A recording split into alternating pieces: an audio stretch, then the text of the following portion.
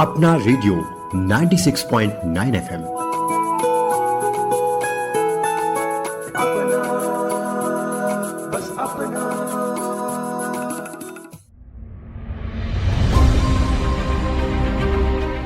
नमस्कार, आप सुन रहे हैं अपना रेडियो 96.9 एफएम का विशेष कार्यक्रम जनजाति गौरव, जिसकी प्रेरणा संस्कृति मंत्रालय, भारत सरकार, इंदिरा गांधी राष्ट्रीय कला केंद्र और अखिल भारतीय वनवासी कल्याण आश्रम के सामूहिक प्रयासों से तैयार की गई पुस्तक जनजाति गौरव से ली गई है।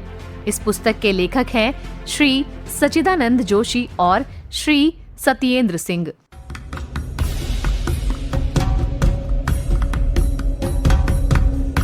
जनजातीय क्रांतिकारियों का स्वतंत्रता संग्राम और अपने अपने समुदायों के उत्थान में महत्वपूर्ण योगदान है, किंतु इनका जिक्र हमारे स्वतंत्रता आंदोलन के इतिहास में बेहद कम देखने को मिलता है। कुछ क्रांतिकारियों को छोड़कर अधिकांश जनजातीय क्रांतिकारियों को भुला दिया गया और स्वतंत्रता संग्राम में उनकी भूमिका गुमनामी में खो गई। इन क्रांतिकारियों ने अंग्रेजी फौज के गोला बारूद का सामना किया अपने तीर धनुष, कुल्हाड़ी, हसिया और टांगिया से। अपना रेडियो 96.9 एफएम का कार्यक्रम जनजाति गौरव इन्हीं जनजातीय क्रांतिकारियों के जीवन एवं भारतीय स्वतंत्रता संग्राम में उनकी भूमिका को रेखांकित करता है। इस कार्यक्रम के द्वारा आप सभी उन पगडंडियों, कठिन पहाड़ी रास्तों, कंटीली झाड़ियों को महसूस कर पाएंगे जिन पर चलकर जनजातीय लोगों ने पहाड़ियों और वनों में अपने जीने और इच्छा के अधिकार के लिए लड़ाई लड़ी।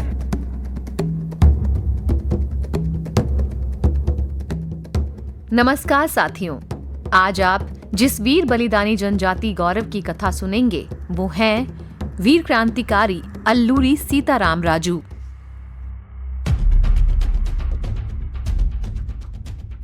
वीर अल्लूरी सीताराम राजू, जिन्होंने आंध्र प्रदेश की नलमल्ला पहाड़ियों के पार सघन वनों से संग्राम शुरू किया था।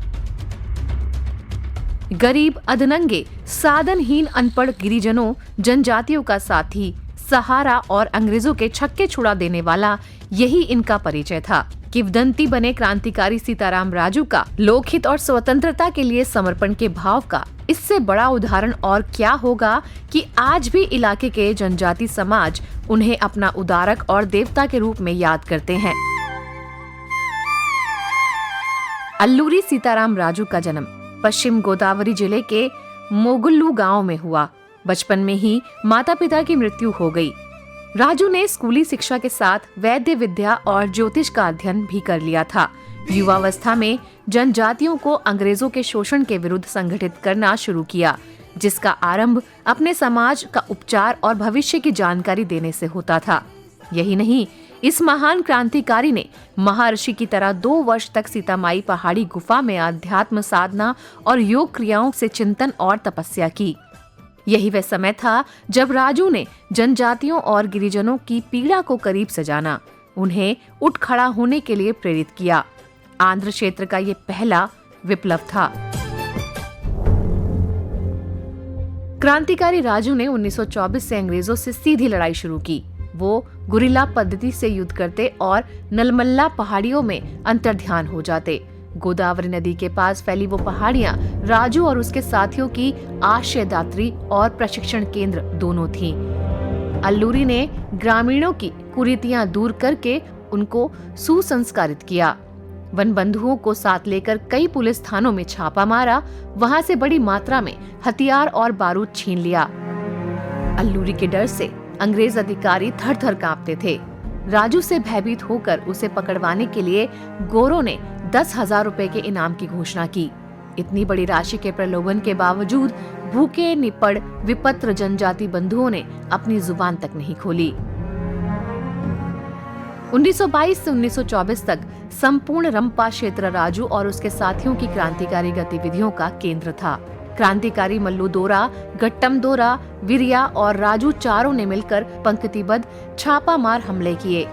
अंग्रेज तिल मिला उठे और केरल से मालाबार पुलिस दस्ते को राजू को पकड़ने के लिए बुलाया।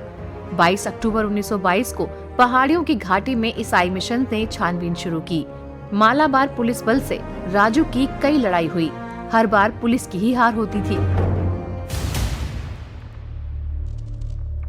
दिसंबर 1922 को सोते हुए राजू पर 60-70 गोरे सिपाहियों ने हमला किया।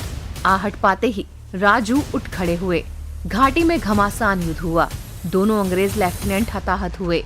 अब राजू ने राजमहेंद्री जेल में गदर पार्टी के क्रांतिकारी बाबा पृथ्वी सिंह को जेल में छुड़ाने की योजना बनाई और घोषणा भी कर दी।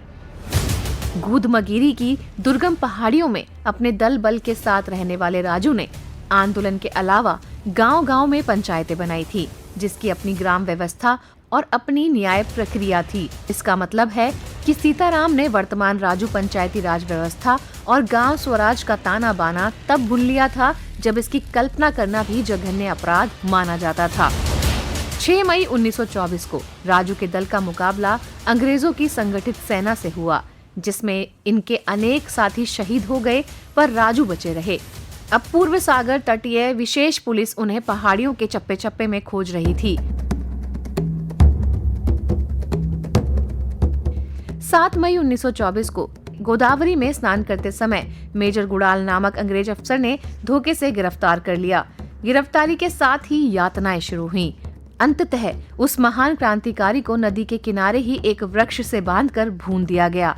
इस बलिदान के साक्ष्य थे गोदावरी नदी और नलमल्ला की पहाड़ियां, जहां आज भी अल्लूरी सीताराम राजू जनजातियों की आत्मा में देवता स्वरूप पूजे जाते हैं और लोकगीतों में लोकनायक के रूप में जिंदा हैं। अपना रेडियो 96.9 FM पर अभी आप सुन रहे थे विशेष कार्यक्रम जनजाति गौरव। आज आपने सुनी वीर क्रांतिकारी अल्लूरी सीताराम राजू के अदम्य शौर्य और सर्वोच्च बलिदान की गौरव गाथा। इसकी प्रेरणा संस्कृति मंत्रालय, भारत सरकार, इंदिरा गांधी राष्ट्रीय कला केंद्र और अखिल भारतीय वनवासी कल्याण आश्रम के सामूहिक प्रयासों से तैयार की गई पुस्तक जनजाति गौरव से ली गई है। इस पुस्तक के लेखक हैं श्री सच्चिदानंद जोशी और श्री सत्येंद्र सिंह।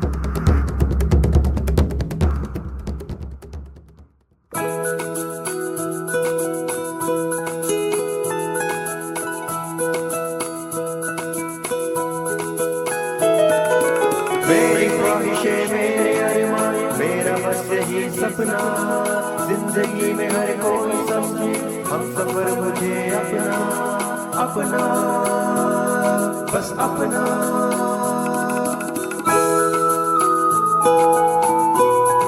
अपना रेडियो 96.9 FM